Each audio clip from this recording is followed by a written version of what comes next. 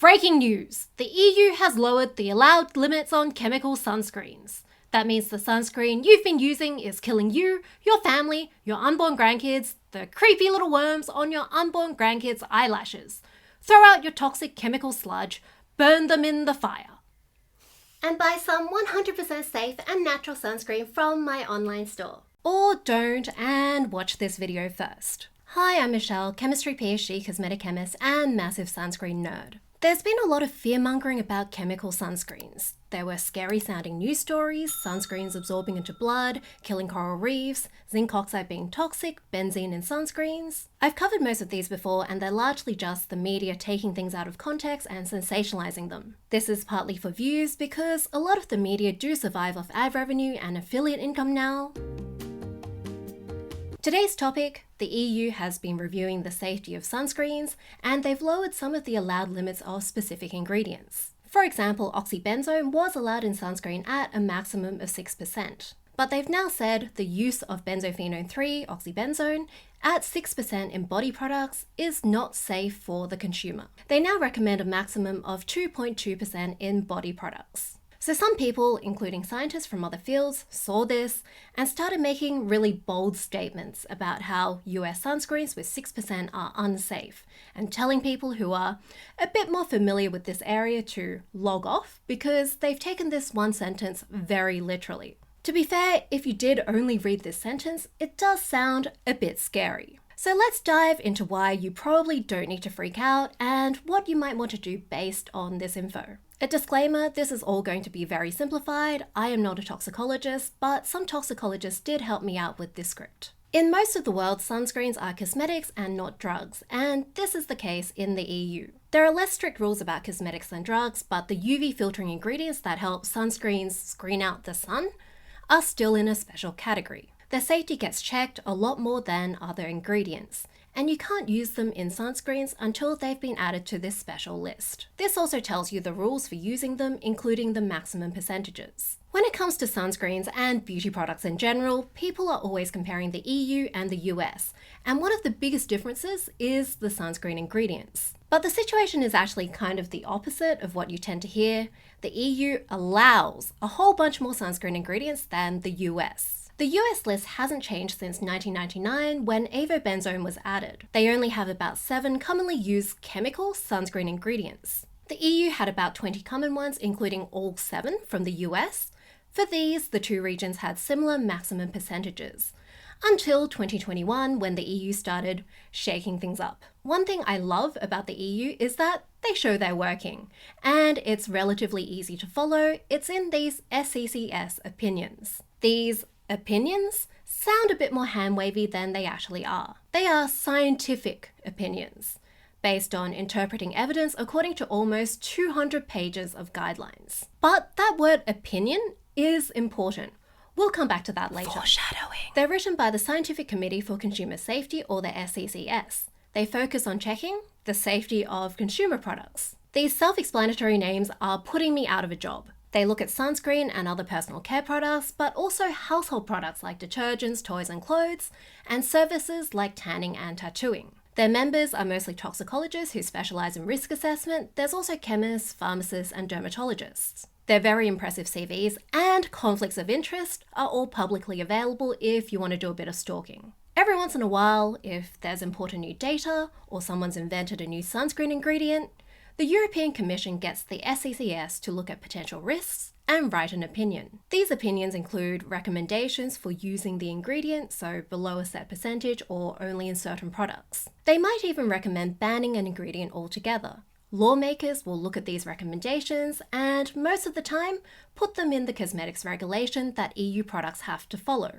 In late 2018, the European Commission decided to take a closer look at potential endocrine disruptors. This included some sunscreen ingredients, which is how this opinion came about. The use of BP3 up to 6% is not safe for the consumer, but 2.2% is safe. Let's take a closer look at the word safe. First off, the phrase not safe, as used by toxicologists in a safety assessment, doesn't mean the same as what we would consider not safe in everyday life. Scientists use words in weird ways. It's just part of who we are, I'm sorry. And this can lead to a lot of confusion. One example is the word significant.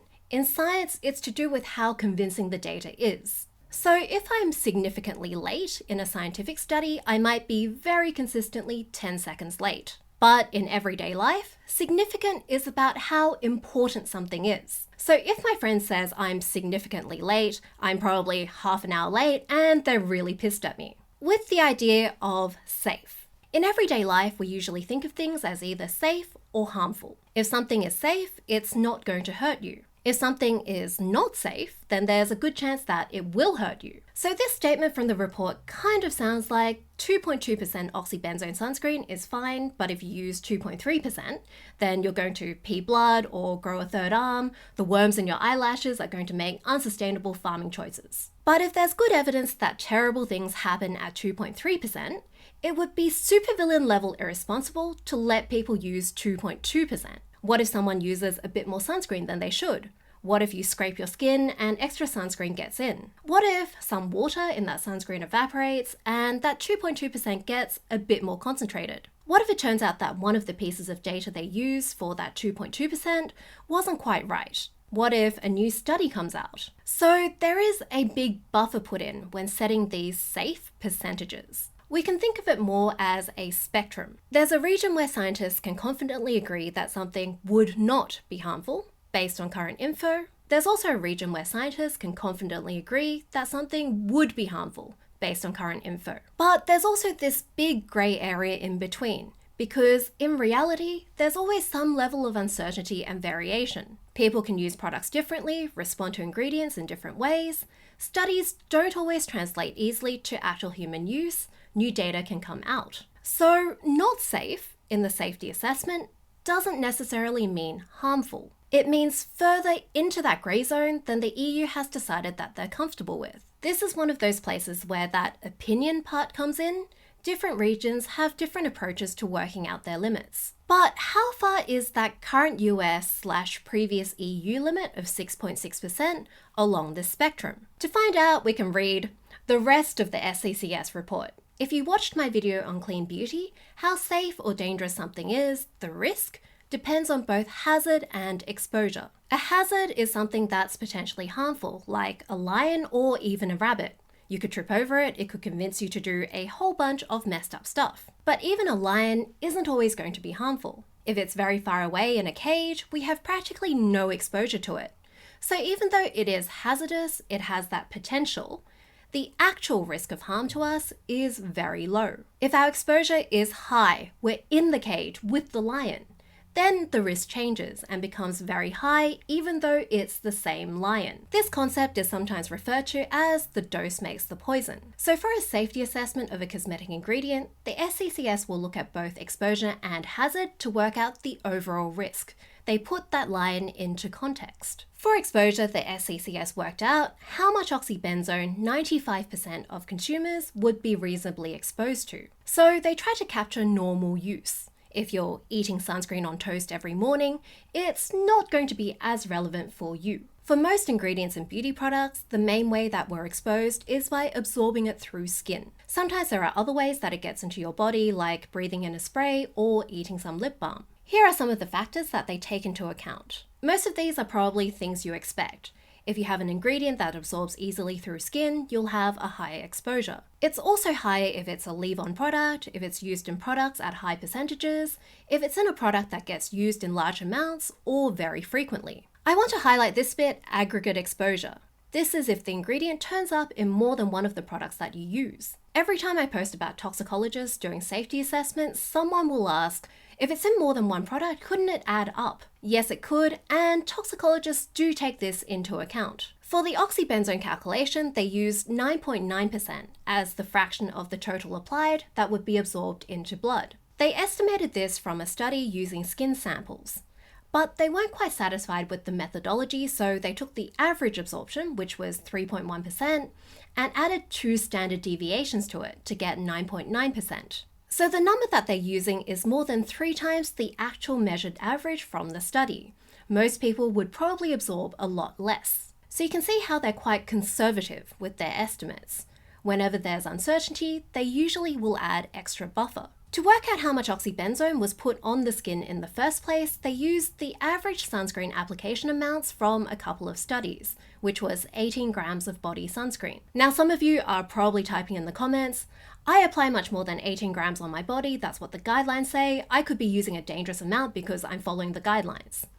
This will make sense in a bit. So from this info, they calculate an SED, the systemic exposure dose, which means how much of the ingredient you would be exposed to in a whole body sense. They did this for an average 60 kilo person using these average amounts of a sunscreen with the maximum 6% oxybenzone. So for example, for body sunscreens, they calculated the SED to be 1.8 milligrams of oxybenzone per kilo body weight per day. So that's exposure. The SCCS assessments also look at the hazard. First, they go through all of the relevant data about the ingredient and how it could potentially be harmful. This includes things like skin irritation, allergies, cancer, fertility problems, damage to DNA, endocrine disruption. They look at tests on cells, tissues, animals, and information from computer models. They also look at human data. For oxybenzone, there are some examples of clinical studies in volunteers, like FDA studies from those sunscreens absorb into blood headlines. On top of this, they look for examples of people actually being harmed by that ingredient, and if there's population-level data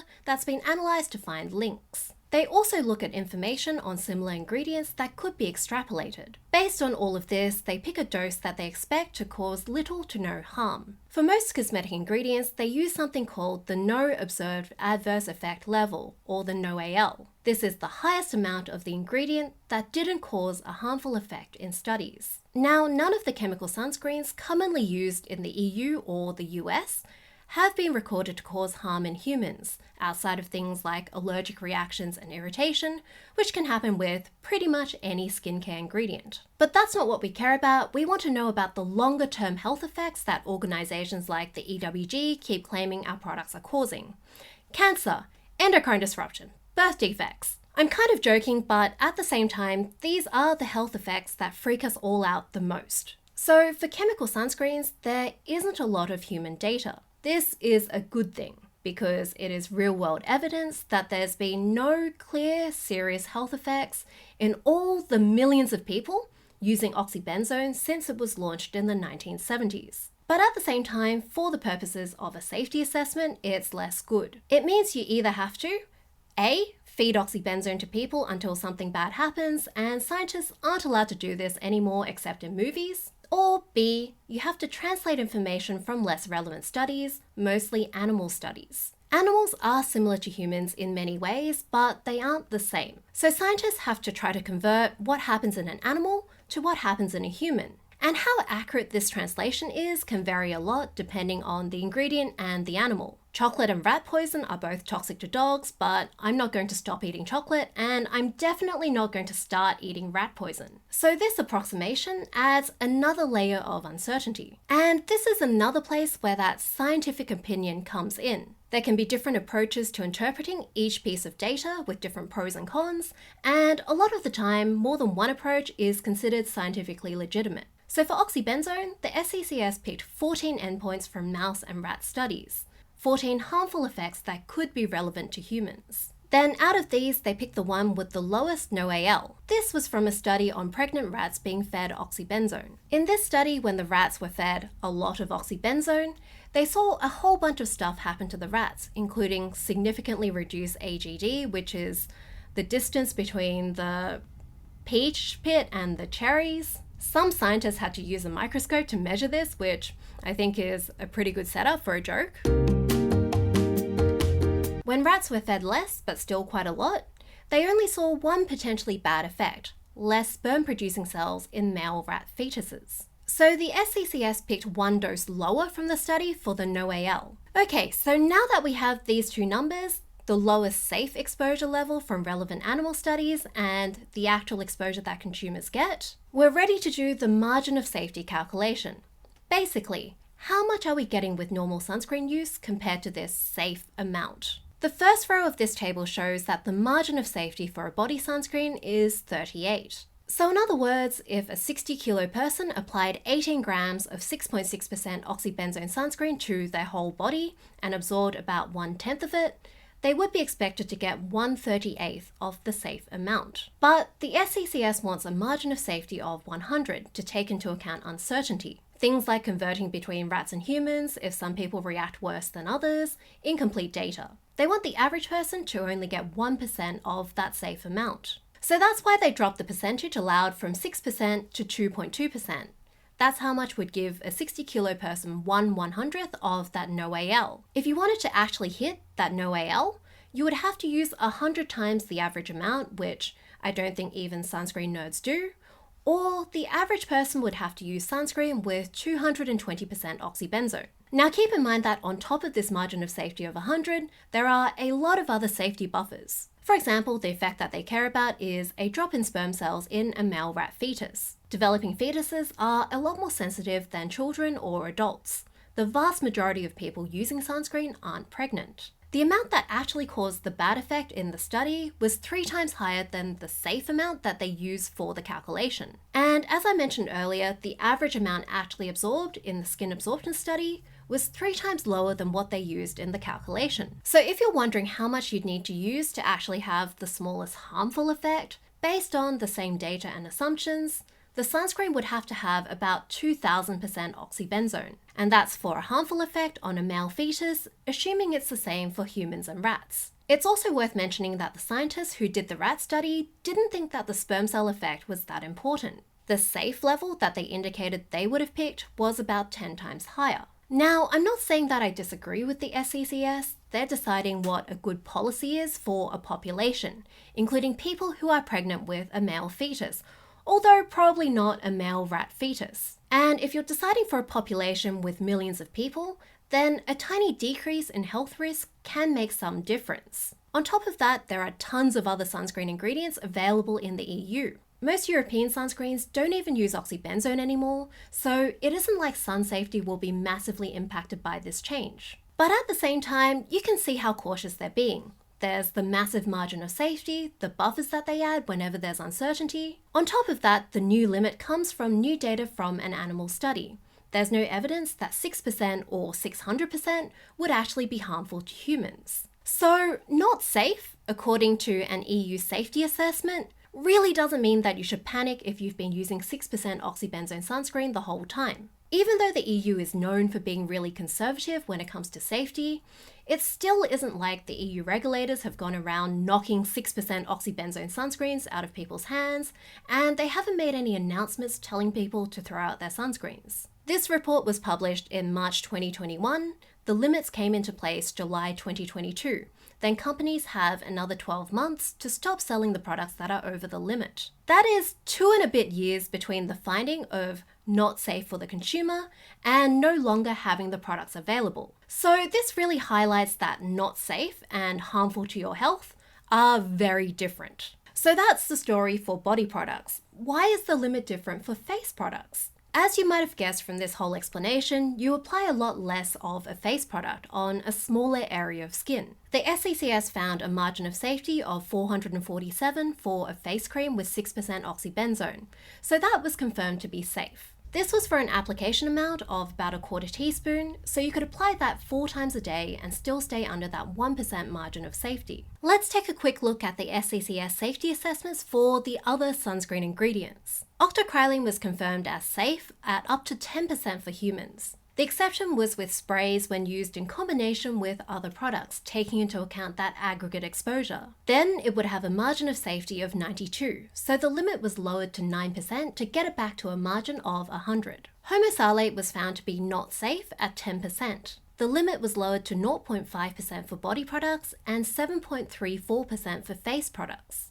This is actually a bit of a problem for body sunscreens. Homosalate is good at keeping other sunscreen ingredients dissolved, so there's going to be a lot of reformulating. For both of these, the SCCS found that there wasn't enough evidence to say they're endocrine disruptors. For 4-MBC, the SCCS said there was enough evidence that it may act as an endocrine disruptor and has effects on both the thyroid and estrogen systems. There wasn't enough data to work out what the new limit should be, but they did say it would be lower than the current limit of 4%. Octinoxate and titanium dioxide will also be reassessed soon. So, what should you do? If you're a more cautious person, you might be wondering if you should switch to sunscreens that follow these new limits, or even avoid these ingredients completely just in case. I can't give you personal advice, everyone's risk calculus is different, it's really a conversation you should be having with your doctor. But generally speaking, there are some useful takeaways from these safety assessments that are worth considering when working out your personal pros and cons. Exposure and dose.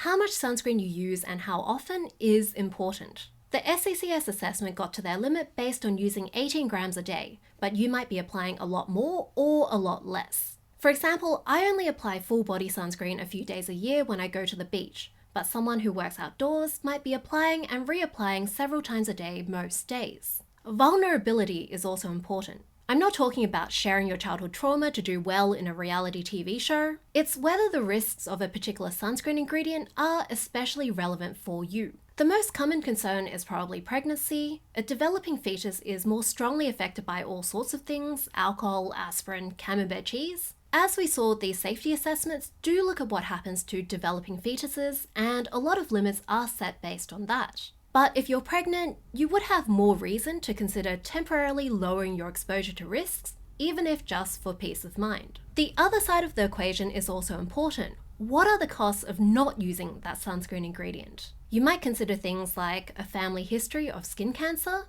how much UV exposure you get, and whether or not you have access to suitable alternatives. Are other sunscreens available where you are and within your budget? Will stretching your budget make you under-apply? Is protective clothing appropriate for whatever you're doing?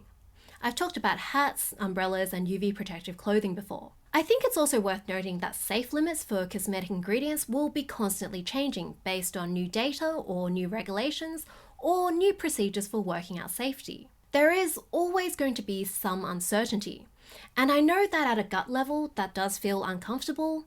We humans haven't really evolved to be okay with uncertainty when it comes to potentially harmful things. But it's worth remembering that everything is potentially harmful. We just don't necessarily think of them that way because we don't see announcements about new risk assessments. And these adjustments are actually a good sign that the system is working the way it should, rather than a sign that something has gone wrong. The vast majority of the time, these changes have happened because of new data from models and experiments, not because people have gotten hurt from using products with these ingredients. It's a nice reminder that there is research happening, there are experts putting the new research into context against all of the other evidence, and updating the guidelines regularly to make the products that are already pretty darn safe even safer. I hope this video was useful. Thank you to everyone who helped me with the script. Mo's Skin Lab is also on YouTube, check him out. If you want more from me, hit the subscribe and the notification bell. I'm on Instagram, TikTok, and my blog as well. More videos are popping up around me.